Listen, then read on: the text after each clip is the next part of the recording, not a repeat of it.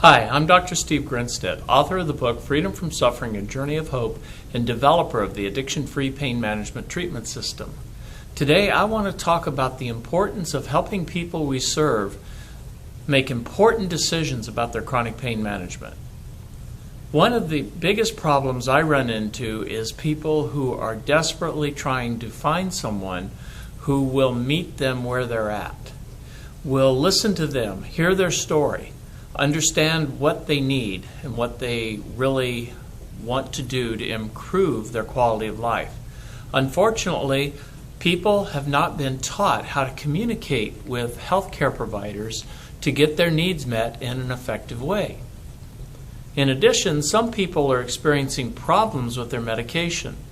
Maybe up to 10 to 15% of the population living with chronic pain and are using medications that could lead to potential problems do experience anywhere from increasing tolerance, taking more to get the same results, sometimes abusing their medications, using it in ways that they're not supposed to be, maybe using it with other medications, using it with alcohol, using it with any illicit drugs, or sometimes they develop what I call pseudo-addiction. Pseudo-addiction is a phenomenon that's been defined as undertreated or mistreated chronic pain. And finally, some people do develop a full-blown addictive disorder. Other people who have a history of addiction or are in recovery from any of the addictive disorders are at high risk, so they need to learn how to make important decisions about medication management. But medication management is only one small part of chronic pain management. They also need to learn how to deal with the psychosocial. In other words, how to deal with their thoughts, their emotions, their relationships with other people. And finally, I like to add the spiritual component. And one of the things I ask people when they first start working with me is, what's going well with the way that you are getting your pain treated right now? What are the payoffs for the things that you've been doing, the medications you've been using, the other non-medication based things you've been using?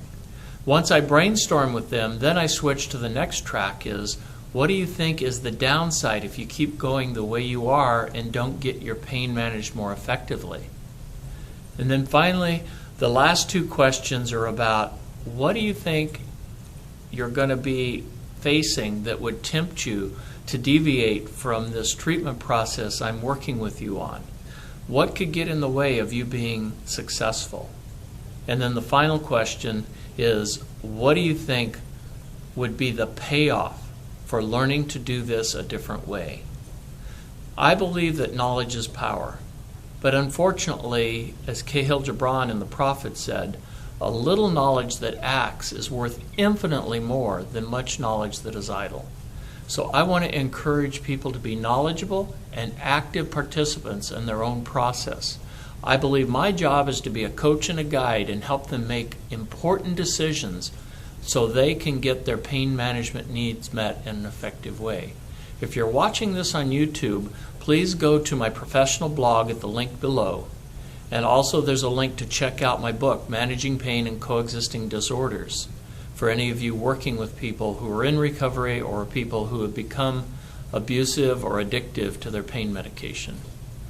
And remember, freedom from suffering is a right, but it's also a responsibility. So let's all be responsible and help our patients make more empowered decisions for their own chronic pain management. Thanks.